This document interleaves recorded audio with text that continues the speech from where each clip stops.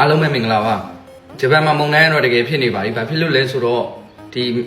တခြားမျိုးမှာတော့လေတွေအရန်ကြမ်းလုံးလို့တက်ပြီးနေပါလဲတဲ့အထိဖြစ်နေပါပြီဒီထိခိုက်ဒဏ်ရာရတဲ့လူတွေလည်း10ဦးကျော်လောက်ရှိတယ်လို့သတင်းမှာတွေ့ပါတယ်ပြီးတော့သူတို့သတ်မှတ်ထားတာဆိုရင်ဒီ6လပိုင်း3ရက်နေ့လို့သတ်မှတ်ထားတယ်ဆိုပေမဲ့ဒီနေ့ဒီအခုဒါ6လပိုင်း2ရက်နေ့ပေါ့နော်ဒီ2ရက်နေ့ညနေပိုင်းကနေစပြီးတော့ဒီမိုးရွာတာတွေလေလေးတွေစဝင်တာတွေဖြစ်မယ်လို့ပြောပါတယ်ကျွန်တော်တို့ကုမ္ပဏီကတော့ဒီမုံတိုင်းရှိတဲ့အတွက်ဒီနေ့ရောမနက်ဖြန်ရောအလုံနားပါတယ်အဲ့တော့တခြားအလုံမနာရတဲ့လူတွေလည်းရှိနိုင်ပါတယ်အဲ့တော့သွားတာလာလေး queue site ဖို့လိုအပ်ပါတယ်မုံတိုင်းကတကယ်ဝင်နေပါပြီဘယ်လောက်ပြင်းနေမပြင်းဘူးဆိုတာဘယ်သူမှခံမှန်းလို့မရပါဘူးပြီးတော့နေရာအတိအကျတော့လည်းသူကတိုက်တာမဟုတ်ပါဘူးသူကွက်တိုက်ရှင်တဲ့နေရာကိုတိုက်တာပါပြင်းတဲ့အခါကျရင်လည်းလူတွေအရန်ဒုက္ခရောက်နိုင်ပါတယ်အဲ့ဒီအခါကျတော့ကို view site ကြပါနော်လုပ်ငန်းခွင်မှာပဲဖြစ်ဖြစ်အလုပ်သွားတာပဲဖြစ်အထူးသဖြင့်တော့တပ်ပင်တွေအောက်တွေကိုအဓိကရှောင်မှာဘာဖြစ်လို့လဲဆိုတော့အခုတိုက်နေလေတခြားမျိုးတွေမှာ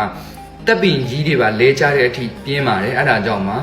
ကိုသွားတဲ့အခါကျမှမတော်တဆတပ်ပင်လဲတာတို့နောက်ပြိုလဲစရာရှိတဲ့အဆောက်အဦနားလေးအဲ့လိုနေရာလေးရှောင်ပြီးသွားကြပါထိခိုက်တဲ့ရရင်ကိုဖြစ်ရင်ကိုပဲခံရမှာမှတ်လို့ပါအားလုံးပဲ view site ကြပါ